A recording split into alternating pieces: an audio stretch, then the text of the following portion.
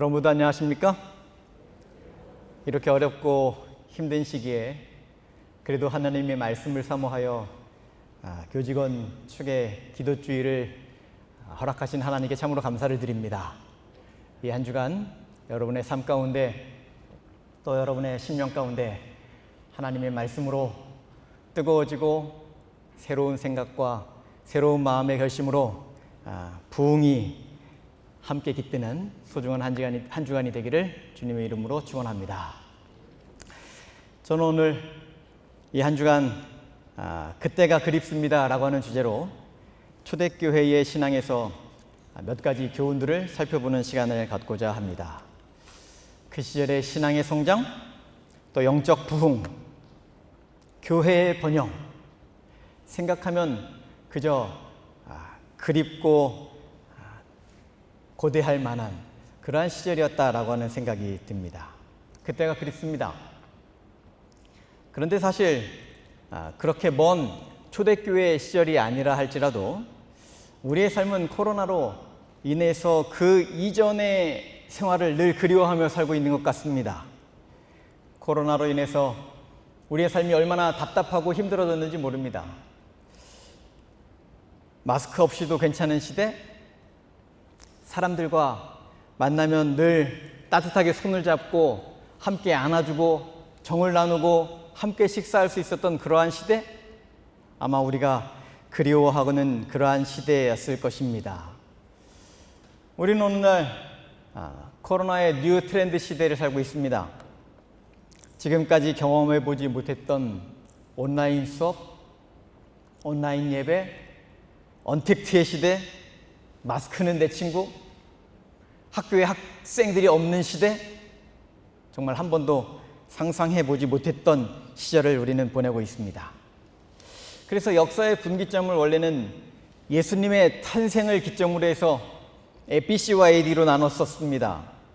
그런데 요즘은 코로나를 기준으로 BC와 AD를 나눠야 된다고 말하죠. Before Corona, After Disease. 사람은 사회적 존재입니다. 혼자서 살아갈 수가 없습니다. 다시 말해서 누군가의 관계를 맺으면서 살아가는 존재라는 것입니다. 그리고 그 관계 속에서 자신을 발견하고 또 타인에게 영향을 받으면서 그런 관계를 이어가는 것이 사람의 삶이라고 하는 것이죠. 그런데 코로나 시대에는 사회적 거리 두기를 실천하면서 살아야 합니다. 그런데 이 사회적 거리 두기라고 하는 것이 무엇입니까? 미국의 문화인류학자인 에드워드 홀이 분류한 인간관계 거리의 사유형에서 나온 것입니다.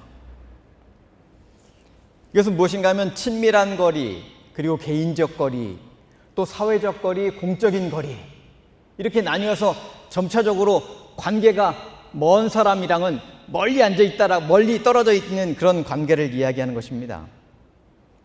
그런데 재미있는 것이 이 거리가 사람의 한 팔의 길이를 그 단위로 한다는 것입니다.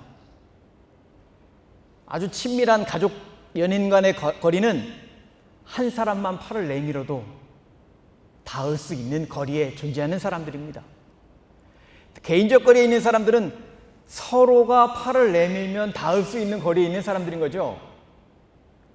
그런데 오늘날 우리가 사회적 거리를 유지해야 한다는 것은 서로 판을 내밀고 거기다가 한 발짝 더 가까이 나아가야만 닿을 수 있는 거리에 있는 사람들을 이야기하는 것입니다.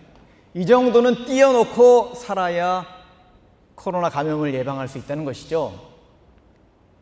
그런데 이것은 안타깝게도 우리에게 무엇을 이야기하는가 하면 친밀한 관계, 또 개인적 관계, 이런 것들을 다 멀리하고 살아가라는 그런 의미가 되기도 한다라고 하는 것입니다.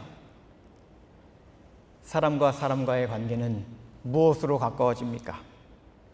함께 보내는 시간, 함께 보내는 그 추억, 함께 있는 그 공간, 그것들이 사람들의 관계를 밀접하게 만들어준다라고 하는 것입니다. 그런데 그런 것들을 다 포기하고 살아가야 하는 시대, 그것이 코로나의 시대라고 하는 것이죠. 그런데 우리가 잊지 말아야 하는 것이 있습니다. 그것은 이 시대에 우리가 사람들과의 거리는 점점 멀리 두면서 살아가는 때이지만, 오히려 이러한 때는 우리가 하나님과 더욱 가까워질 수 있는 그러한 때라고 하는 사실입니다. 하나님과의 만남을 더욱 깊이 가질 수 있는 그러한 기회가 되는 것이기 때문입니다. 하나님은 우리에게 말씀하십니다. 야고보 4장 8절, 하나님을 가까이 하라, 그리하면 너희를 가까이 하시리라. 시편 73편 28절, 하나님께 가까이 함이 내게 복이라. 그렇습니다. 사람들과의 관계가 점점 멀어지고 어색하고 힘들어지는 그러한 시대에 우리는 하나님을 더욱 가까이 하며 하나님의 축복을 누리는 그런 놀라운 기회가 될 수 있다라고 하는 사실을 기억하시고 하루하루 힘들지만 힘을 내어 하나님의 축복을 경험하며 살아가게 되시는 저와 여러분이 되기를 간절히 바랍니다. 교회증언 사권 529쪽은 이런 말씀을 합니다. 가장 긴박한 사태의 시간, 낙담이 심령을 압도하고자 하는 때, 그때가 감찰하시는 예수님의 눈이 우리에게 그분의 도움이 필요하다는 것을 보시는 때이다. 인간의 위기의 때는 하나님의 기회의 때이다. 인간의 위기의 때는 하나님의 기회의 때입니다. 사람과 거리를 두고 살아야 하는 그런 때이지만 하나님과는 더욱 가깝게 지낼 수 있는 그런 때라는 사실이지요. 하늘과는 더욱 가까워질 수 있는 그러한 기회라고 하는 사실이지요. 우리의 이 한 주간이 하나님과 더욱 가까워져서 참으로 하나님을 내 마음 가운데 모시고 나의 믿음이 한 번 더 뜨거워지는 그러한 소중한 기도주일이 되기를 간절히 소망합니다. 저는 오늘 그 첫 시간으로 여러분의 신앙은 안녕하십니까? 라고 하는 제목으로 하나님의 말씀을 전해드리도록 하겠습니다. 안녕하다라고 하는 것은 너무 많이 쓰는 말입니다만 늘 탈 없이 평안하다라고 하는 것으로 의미합니다. 건강하게 잘 지내고 있는지를 이야기하는 것이죠. 가족 중에 누가 한 사람이라도 아프면 우리는 그것 때문에 안녕하지 못하여서 늘 걱정이 이만저만이 아닙니다. 그런 말이 있죠. 몸이 아프면 귀가 팔랑귀가 된다. 어떻게 하면 그것을 회복할 수 있을까? 어떻게 하면 낫게 할 수 있을까? 고민하면서 여러 가지 처방들에 대해서 사람들이 귀를 기울이게 되는 것입니다. 그러다 보니까 얼마 전에는 강아지 구충제가 암 치료에 효과가 있다 그래서 사람들이 많이 그것을 복용하고 있다는 얘기들을 합니다. 결과는 모르겠습니다. 사실 건강은 건강할 때 지킨다라고 하는 어른들의 말이 늘 귓전에 늘 아른거리는 것뿐인 것이죠. 아프기 전에 관리를 잘 해야 되는 것입니다. 식물이 건강하게 자라려면 필요한 요소들이 있습니다.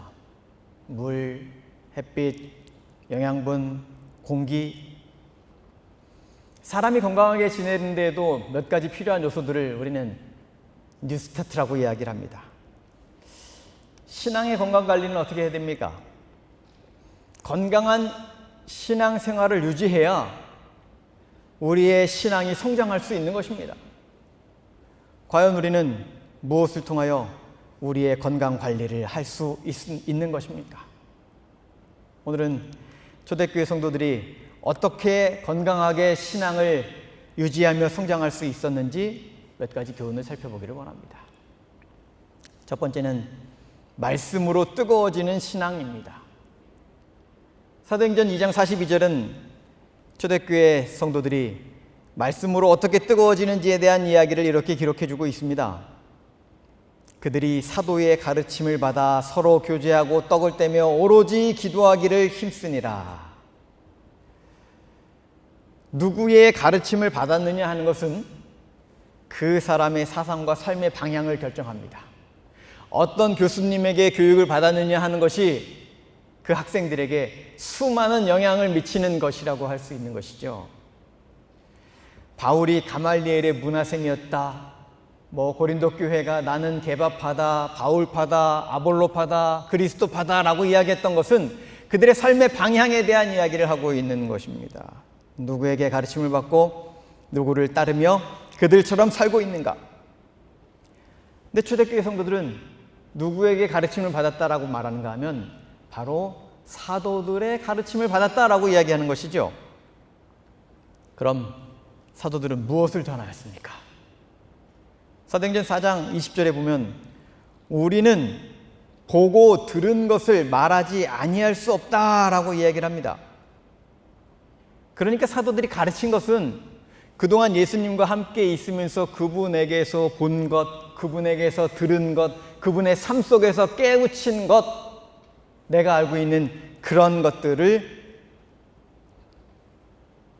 전하고 예수님의 그 말씀들을 초대교회 성도들에게 전해 주었던 것입니다. 엠마오로 가던 제자들이 예수님의 가르침을 받고 그들의 삶을 어떻게 변화시켰는지에 대해서 이렇게 기록을 하고 있죠. 누가복음 24장 32절. 그들이 서로 말하되 길에서 우리에게 말씀하시고 우리에게 성경을 풀어주실 때에 우리 속에서 마음이 뜨겁지 아니하더냐. 그들이 예수님의 말씀을 들었을 때에 그들의 마음이 뜨거워졌습니다.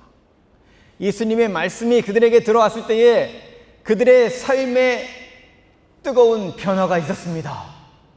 그들의 생각은 깨어지고 점차로 예수님께 더욱 가까이 가면 갈수록 새로운 희열을 경험하였습니다. 그 놀라운 경험의 이야기들을 그들이 전하지 않을 수 없었던 것이죠. 사도들이 이제 백성들에게 그 말씀을 전하였습니다. 그리고 어떤 일이 벌어집니까? 사도행전 2장 41절. 그 말씀을 받은 사람들은 침례를 받음에 그날의 신도의 수가 3,000이나 더하더라. 4장 4절. 말씀을 들은 사람 중에 믿는 자가 많으니 남자의 수가 약 5,000이나 되었더라. 21장 20절. 그들이 듣고 하나님께 영광을 돌리고 유대인 중에 믿는 자가 수만 명이나 있었더라. 사도들이 예수님께 가르침을 받았고 또 그 배운 말씀들을 사람들에게 가르쳤습니다. 그 가르침이 깨달음이 되어서 사람들의 마음에 회개가 일어났습니다. 그리고 그리스도를 받아들이고 침례를 받는 놀라운 역사의 이야기들이 사도행전의 이야기들인 것이죠. 그때가 그립습니다. 우리에게도 이런 감동의 시간이 필요한데 오늘날 우리들은 너무나도 감동이 메말라져 있는 시대에 살고 있는 것입니다. 말씀에 깊이 사무쳐서 너무나도 감사하며 변화되는 삶이 필요한데 그런데 우리에게는 이런 경험들이 기억에서 그저 가물가물한 것이죠. 과거에는 우리가 알다시피 전도회를 열기만 하면 사람들이 찾아왔습니다. 우리 봉사대를 가서 온 동네 아이들에게 성경학교 열린다 그러면 온 동네 아이들이 성경학교를 찾아와서 함께 찬양하고 하나님의 말씀을 들었지 않습니까? 전도회를 할 때면 그냥 지나가던 사람들도 기웃기웃하다가 들어와서 이 말씀 참 감사하다고 그러면서 침례받았던 일들이 우리 예전의 이야기들이었습니다. 그런데 그렇게 성장해서 한국 재림교인이 22만 명입니다. 그런데 더 큰 고민은 그 모든 사람들이 다 어디로 갔습니까? 실제로 교회에 출석하는 인원은 얼마나 될는지 참 걱정입니다. 왜 이렇게 됐습니까? 우리에게 한 가지 책임이 있습니다. 사도행전 17장 11절과 12절의 말씀을 보면 베레아 사람들은 데살로니가에 있는 사람들보다 더 너그러워서 간절한 마음으로 말씀을 받고 이것이 그러한가 하여 날마다 성경을 상고하였다라고 말합니다. 그것으로 인하여 그 중에 믿는 사람들이 많아졌고 헬라의 귀부인과 남자들 수많은 사람들이 그리스도를 마음의 구주로 받아들이고 든든한 믿음의 백성들이 되었다라고 이야기하고 있는 것이죠. 그들은 말씀을 듣고 잊어버리지 않기 위하여 날마다 말씀을 상고하고 성경을 깊이 연구한 사람들이라고 하는 것입니다. 그들은 말씀에 대한 진지한 사모함이 있었습니다. 이 상고하다라고 하는 것이 무슨 뜻인가 하면 서로 견주어 고찰하다. 헬라의 원어의 뜻은 조사하다, 검토하다, 신문하다 이런 의미를 담고 있는 그러한 단어입니다. 그러니까 말씀을 늘 깊이 생각하고 연구하고 또 살펴보고 하는 것이 바로 베레아 사람들의 이야기인 것입니다. 언제까지요? 마음에 확신이 들 때까지. 그리스도의 말씀으로 내 가슴이 뜨거워질 때까지, 이 말씀이 정말 내 삶을 변화시킬 때까지, 이 말씀이 내 심령을 깨트리고 내 마음에 뜨거운 부흥을 가져올 때까지 말씀을 사모하며 연구하며 깊이 상고한 사람들, 그들이 바로 베레아 사람들이었다라고 하는 것입니다. 그런데 오늘날 우리는 어떻습니까? 예배드리고 감동하여 아멘하고 예배당 문을 딱 나가면 다 잊어버리고 살지 않습니까?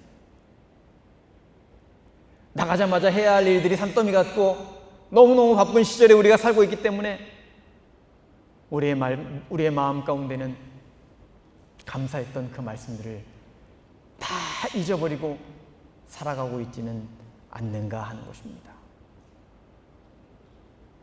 여러분 혹시 지난 안식일 목사님의 설교 제목은 기억나십니까?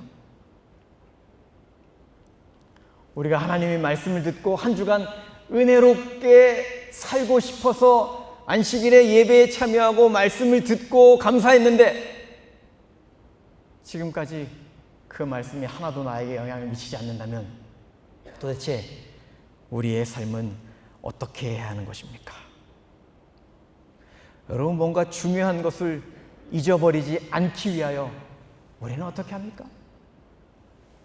기록하고 또 스케줄에 저장해 놓고 또 기억하고 반복하고, 중요한 것은 절대로 잊어버리지 않기 위하여 우리가 얼마나 머릿속에서 많은 시간을 되뇌입니까? 여러분, 가끔 우리가 누군가에게 이렇게 돈을 빌리죠. 조그마한 사소한 돈을 빌리면 자꾸 잊어버립니다. 왜 잊어버려요? 사소하게 느껴지니까. 그런데 내가 누군가에게 돈을 빌려주면 잊어버려요? 안 잊어버려요? 안 잊어버려집니다.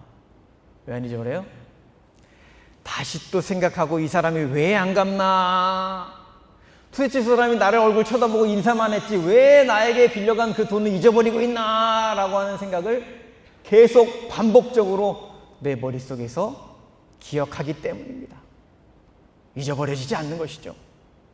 반복하여서 생각하기 때문에 잊어버리지 않는 것입니다. 하나님의 말씀이 우리 속에서 그렇게 반복되어야 합니다. 하나님의 말씀이 끊임없이 기억하기 위하여 우리의 삶을 지배하고 있어야 한다라고 하는 것이죠. 증언복음 3권 250쪽은 이렇게 이야기합니다. 만일 우리 그리스도인들이 말씀을 따라 행한다면 우리는 분명히 하나님의 구원을 볼 것이다. 놀라운 신앙 부흥들이 따를 것이다. 우리의 삶에 새로운 신앙의 부흥을 경험하기 원한다면 하나님의 말씀으로 충만한 삶, 하나님의 말씀을 읽고 기억하고 되뇌이면서 그 말씀이 매일매일 나의 삶을 뒤덮고 나의 영혼을 깨우치고 나의 삶에 실천되는 그러한 삶을 살게 되시기를 간절히 바랍니다. 초대교회 성도들은 바로 그렇게 살았기에 신앙 부흥이 있었다라고 하는 것입니다. 두 번째로 서로 교제하며 행복을 나누는 신앙입니다. 그들이 사도의 가르침을 받아 서로 교제하고 떡을 떼며 지냈다라고 사도행전 2장 41절은 이야기를 하죠. 또 이어지는 46절에서도 같은 말씀을 해줍니다. 날마다 마음을 같이하여 성전에 모이기를 힘쓰고 집에서 떡을 떼며 기쁨과 순전한 마음으로 음식을 먹었다. 요즘은 코로나로 인해서 우리의 인사하는 방법이 바뀌었죠. 코로나 지나고 나서 식사 한번 합시다 이렇게 인사하죠. 식사를 함께 한다는 것은 매우 중요한 의미가 있습니다.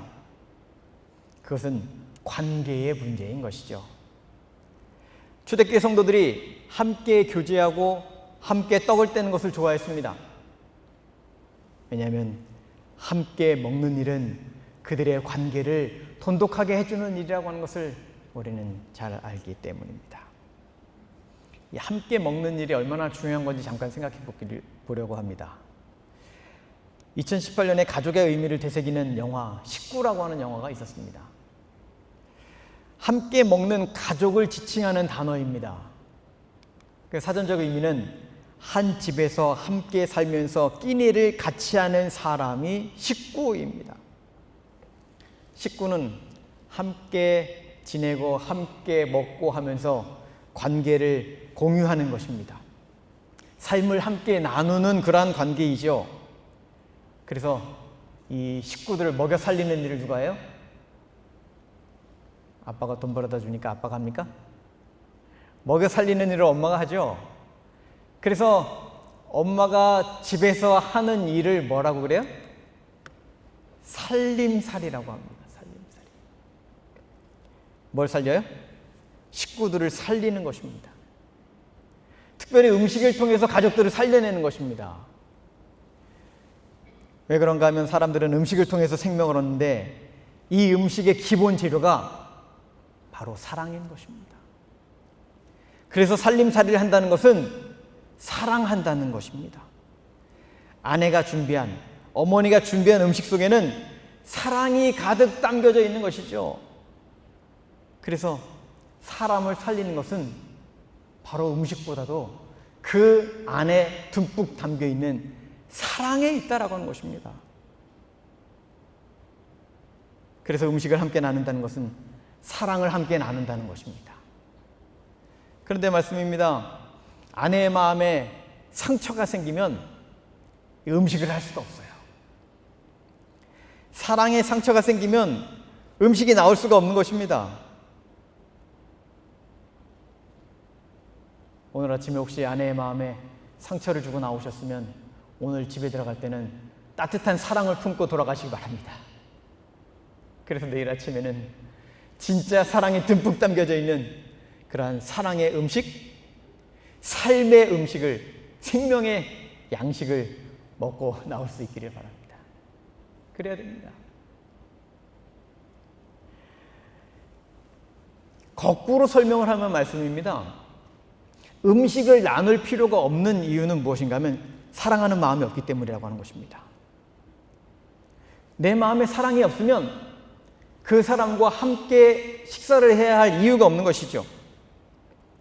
초대교회가 함께 떡을 떼고 음식을 나누며 살 수 있었던 것은 그들에게 사랑이 풍성하고 그 사랑을 나누는 것이 행복이라는 것을 경험적으로 알고 있었기 때문이라고 하는 것입니다. 저희 교회는 10시에 시작을 해서 교과 공부를 먼저 하고 그 다음에 안교 순서와 예배가 진행이 됩니다. 그런데 사람들이 자꾸 지각을 하니까 이 교과가 운영이 잘 안 되는 거예요. 그래서 연초에 재직수양회에서 어떻게 하면 이 정각 출석을 좀 원활히 할 수 있게 할 수 있을까 연구를 하다가 한 장로님이 제안을 합니다. 정각 출석 프로젝트를 해서 80명 정도만 정각 출석하면 우리가 전교인 회식을 함께 진행합시다. 이렇게 이야기하신 거예요.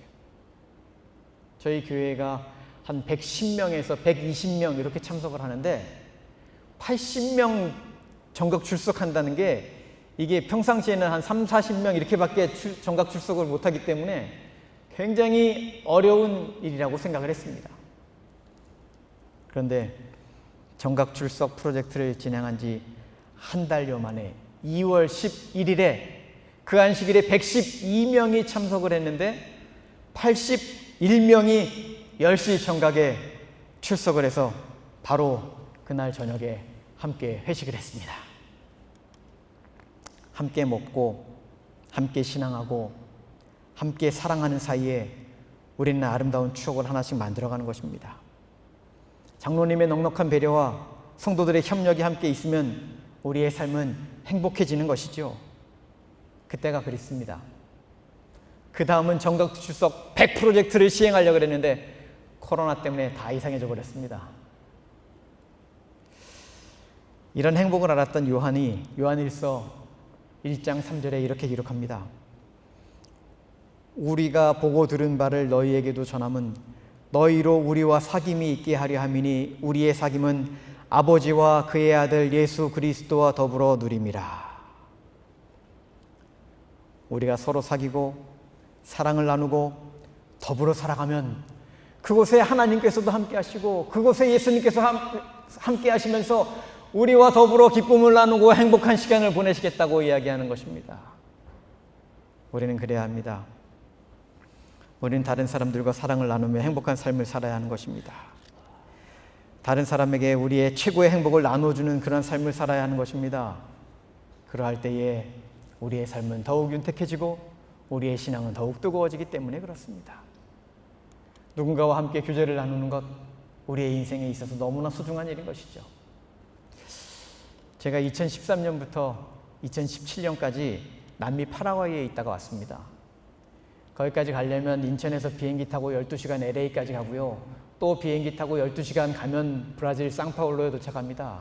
그리고 또 2시간 비행기를 타면 파라과이 아순시온에 도착을 하는데 비행기 안에서만 26시간, 비행기 갈아타느라고 뭐하고 하느라고 하면 36시간, 또 시차가 12시간 나니까 꼬박 이틀 걸려서 도착하면 파라과이에 갑니다.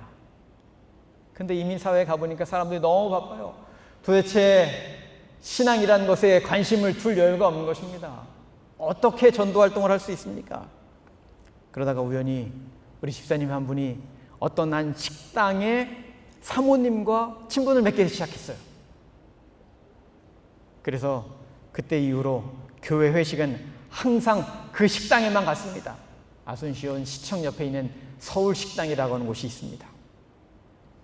근데 처음에는 그냥 묵뚝뚝하던 사장님이 그냥 인사를 가끔 하다가 저희들이 가고 또 가고 주구장창 그 식당만 가니까 이 사장님이 점점 얼굴이 밝아지고 토요일 저녁 때가 되면 우리가 언제 오나 하고 기다리는 것입니다.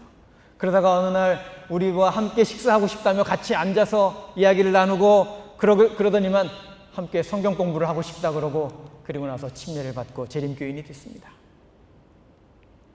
누구 하나 교인 만들기가 쉽습니까? 간쓰게 다 빼줘야 가능한 것이죠. 누구와 사귀고 그들과 함께 음식을 나누고 그들과 함께 사랑을 나누고 그런 일들이 바로 영혼을 구원하는 소중한 사역이라고 하는 사실을 기억하고 살아가게 되시기를 간절히 바랍니다. 교회 증언 2권 72쪽은 우리에게 이렇게 말합니다. 그리스도가 우리 속의 영광의 소망이라면 우리는 그가 가신 대로 행할 것이다. 우리는 남들을 축복하는 그분의 희생의 삶을 모방할 것이다.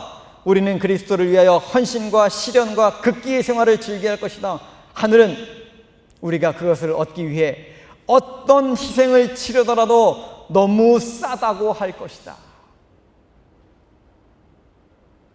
우리의 작은 희생과 우리의 작은 헌신과 우리의 작은 사랑들이 모여서 영혼을 구원하고 그 희생들은 우리에게 하늘의 상급을 줄 것이라고 하는 사실을 기억하시고 우리의 헌신과 우리의 사랑을 다하여 우리 주변의 학생들에게, 우리 주변의 이웃들에게, 우리 주변에 함께하는 동료들에게 정말 최선을 다하여 하루하루의 삶을 살아가게 되시는 우리 모든 교직원 여러분들이 되시기를 간절히 바랍니다.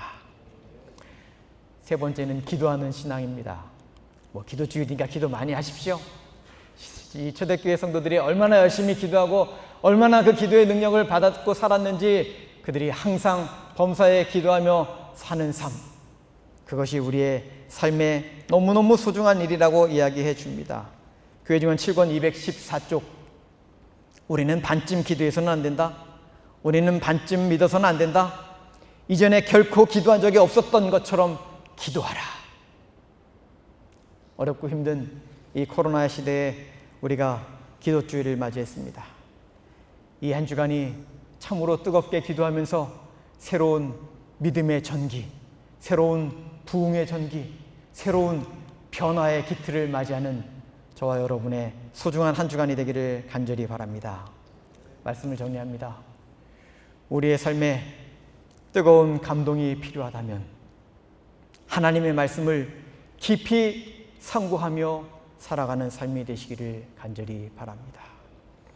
우리의 삶에 새로운 행복이 필요하다면 마음을 열고 다른 사람들과 함께 교제하며 행복을 나누는 그러한 삶을 살아가게 되시기를 간절히 바랍니다. 우리의 삶에 새로운 변화가 필요하다면 뜨겁게 기도하며 뜨겁게 하나님과 교제하는 그러한 삶을 살아가게 되시기를 간절히 바랍니다. 우리가 이렇게 살아가면서 그렇게 그리워하는 초대교회와 같은 놀라운 부흥의 한 주, 놀라운 경험의 한 주, 놀라운 변화의 한 주가 되시기를 간절히 바라면서 오늘 말씀을 마치겠습니다. 기도하겠습니다. 사랑의 아버지 하나님, 그때가 그립습니다.